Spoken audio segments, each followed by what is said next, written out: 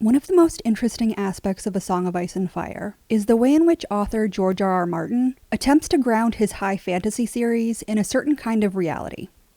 Many fans like to refer to his discussions of Aragorn's tax policy, the author pointing out that many fantasy stories overlook the actual fundamental rules of their own worlds and essentially hand-wave away any inconvenient or boring elements of that reality. A Song of Ice and Fire has clearly gone out of its way to include those supposedly boring details. And it makes the narrative not only feel more realistic, but in many ways more interesting.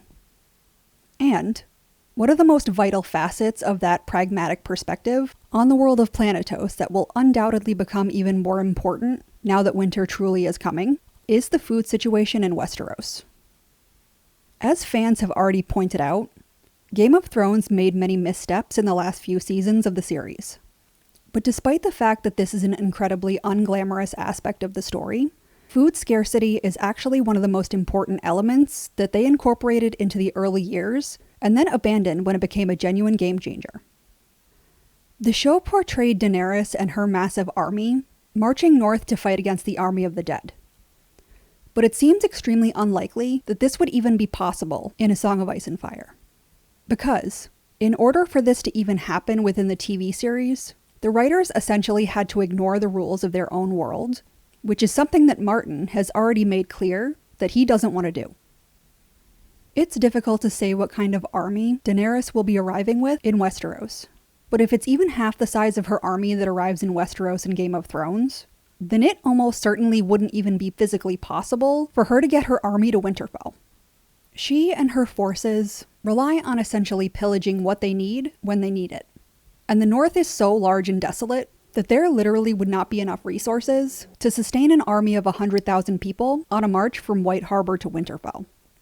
And that isn't even touching on the absurd difficulties that an army from Essos would have transversing a massive snowbound tundra. Game of Thrones clearly threw a few nods to the food crisis that's about to hit Westeros, but unfortunately, it never followed through on that in any meaningful sense. Yes, they had Daenerys burn wagons full of food as a hint that maybe she wasn't the conquering hero. And yes, they had Sansa mention the food problem when Daenerys first arrived in Winterfell. However, there were no actual consequences for burning the food in the Reach, and the interaction between Sansa and Dany was seemingly intended to make Sansa just look like a petty Regina George, rather than a leader making an incredibly important point about a dangerous lack of resources. And while these seem like small moments in the tail end of the show's narrative, they're honestly some of the biggest mistakes that the show made. Because while it's not nearly as dramatic or intense as having Daenerys snap because she's not the rightful Targaryen queen, and she's losing her armies and dragons by the day, the food issue can actually completely explain why Daenerys will never become the queen of Westeros. Both in the books and in the early years of the TV series, the impact of food scarcity is a repeated theme that has massive consequences on the nobility in Westeros, even though it doesn't negatively affect them personally. Honestly, the fact that Sansa is portrayed as a mean girl for bringing up the food issue to Dany when she was attacked and nearly violated by a gang of starving common people during a riot in King's Landing is more than a little infuriating. But that experience is also incredibly informative as to what's going to happen when Dany brings her armies to Westeros in A Song of Ice and Fire, and likely indicates what should have actually happened when she arrived in the Seven Kingdoms in Game of Thrones. Because her Targaryen ancestors, Aegon, Rhaenys, and Visenya, conquered 6 out of 7 kingdoms with 3 dragons and not much else.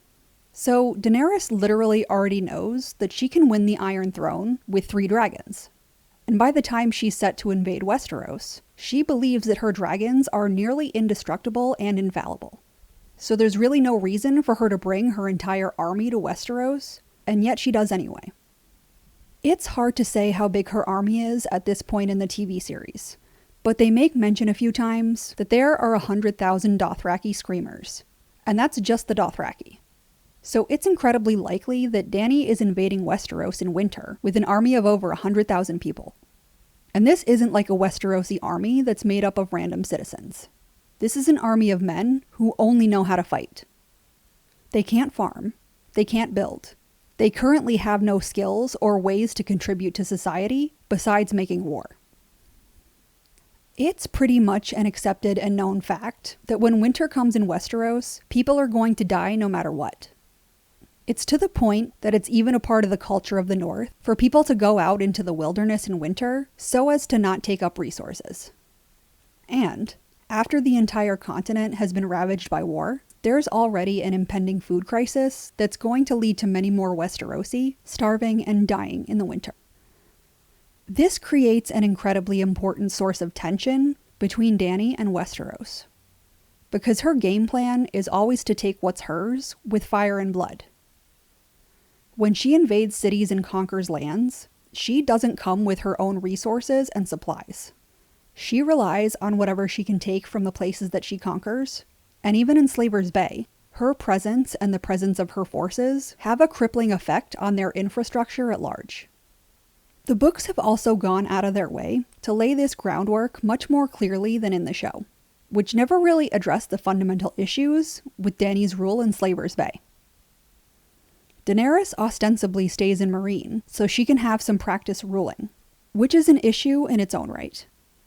But there's a specific mention of the food situation and Dany's failure to handle it. When speaking with Xaro Zohan Doxos in A Dance with Dragons, they have this exchange. Xaro says, "How kind of my old friend to help with the digging. And how very unlike him. Is it possible he was given no choice in the matter? No, surely not. You have no slaves in Meereen." Dany flushed. "Your friend is being paid with food and shelter. I cannot give him back his wealth. Meereen needs beans more than it needs rare spices, and beans require water." Although it's a brief exchange, this moment makes a few incredibly vital things clear. Firstly, that Daenerys seemingly had no plans on how to actually provide for the people that she wanted to rule. Secondly, that her conquering essentially collapsed the economy of Meereen down to its basic foundations. And thirdly, that she's using slave labor in order to cultivate food for the city. Not only is it terrifying that she conquered an entire region without having any legitimate plans on how to enable all of the people that she wanted to rule to actually just survive, but it's very telling that her solution to those problems was essentially to create a new slave class that she won't call slaves in order to provide for her armies and the people of the city. And if this becomes her go-to solution in a starving Westeros, it's going to undoubtedly be more catastrophic than it was in Slaver's Bay in a variety of ways. So this significant impending conflict has yet to be addressed in A Song of Ice and Fire. And the fact that Game of Thrones never addressed it was a potentially fatal flaw in the storytelling. Because to put it simply, if Daenerys goes to Westeros and absolutely everything goes exactly how she plans, even if she arrives and every single house and kingdom surrenders to her without issue, her plan still guarantees that tens or even hundreds of thousands of people are going to starve to death so that her followers can survive a Westerosi winter. According to Game of Thrones, Daenerys had over 100,000 followers by the time she invaded, which is the size of a small modern city. So the notion that her arrival didn't immediately cause a complete infrastructural crisis just does not make any sense. It's clearly not a fun narrative issue to actually have to write your way through, but the fact that Daenerys and her army are just chilling on Dragonstone, seemingly for weeks, and this presents no problem for her or Westeros at large, is bizarre. But if the show had actually addressed that issue, then the foundation for the Westerosi to be against Dany's invasion would have already been laid out before she even sets foot on the mainland continent. When Daenerys and Jon first arrive in Winterfell with her army, Jon makes a point of telling her that Northerners don't trust outsiders.